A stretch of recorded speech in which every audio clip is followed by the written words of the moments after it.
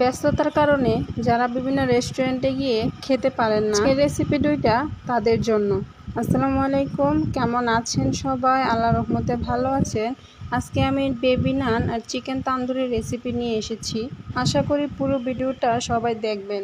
Baby নানের জন্য আমি এখানে 2 কাপ ময়দা নিয়েছি, 2 চামচ পরিমাণ চিনি নিয়েছি, 1.5 টেবিল চামচ পরিমাণ ইস্ট দিয়েছি স্বাদ মতো লবণ। এখন আমি শুকনো উপকরণগুলো হাতের সাহায্যে খুব ভালো করে মিশিয়ে নেব। আপনারা ইস্ট পাউডারটা যে কোনো মুদির দোকান অথবা সুপার শপে পেয়ে যাবেন। শুকনো উপকরণগুলো মেশানো হয়ে গেলে এতে আমি কুসুম গরম পানি অল্প অল্প দিয়ে খুব সফট নরম একটা ডো তৈরি করে নিব। ডোটাকে 10 থেকে 12 মিনিট হাতের সাহায্যে খুব ভালো করে মেখে নেব। এতে নান রুটিটা অনেকটা নরম এবং সফট হবে। ডোটা মাখা হয়ে গেলে উপর দিয়ে একটু তেল দিয়ে 1 ঘন্টার জন্য রেস্টে রেখে দিব। এখন আমি চিকেন তান্দুরির জন্য চিকেনটাকে ম্যারিনেট করে নিব। এখানে আমি 3 পিস চিকেন নিয়েছি। চিকেনটাকে ছুরি দিয়ে খুব ভালো করে কেটে নিয়েছি, এতে করে মশলা ভিতরে ঢুকবে। 1 টেবিল চামচ আদা বাটা, 1 টেবিল চামচ রসুন বাটা, হাফ চা চামচ জিরা গুঁড়া, হাফ চা চামচ মরিচের গুঁড়া, স্বাদ মতো লবণ, হাফ চা চামচের মতো চিনি।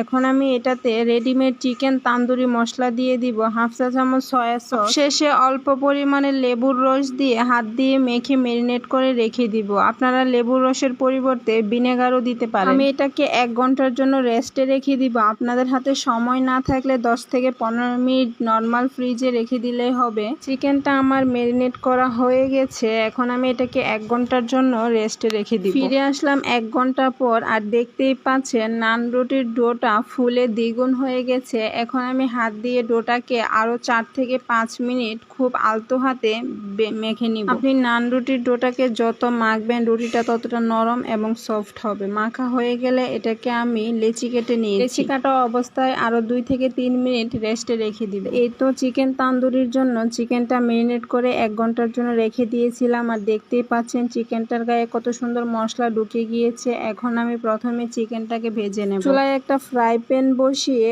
এতে অল্প পরিমাণে তেল দিয়ে তেলটাকে গরম করে নিব।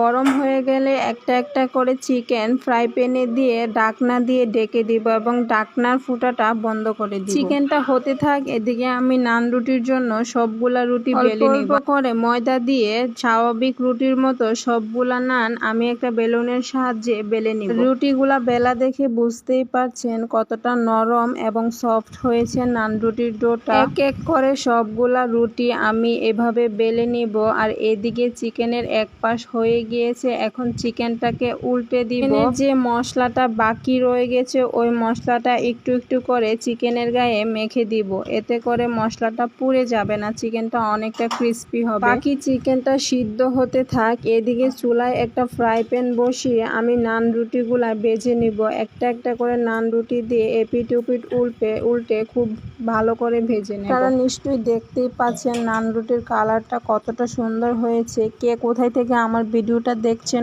অবশ্যই কমেন্টস করে জানাবেন। ভিডিওটা ভালো লেগে থাকলে একটা লাইক কমেন্ট শেয়ার করে দিবেন। এদিকে আমার সবগুলা নান ভাজা হয়ে গেছে, আর দেখতেই পাচ্ছেন কতটা নরম এবং সফট হয়েছে। আর এদিকে চিকেন তান্দুরিগুলো হয়ে এসেছে, আমি এখন নামিয়ে নিব। এই ছিল আমার আজকের রেসিপি। কেমন হয়েছে সবাই অবশ্যই কমেন্টস করে জানাবেন। আজকে তবে এই পর্যন্ত।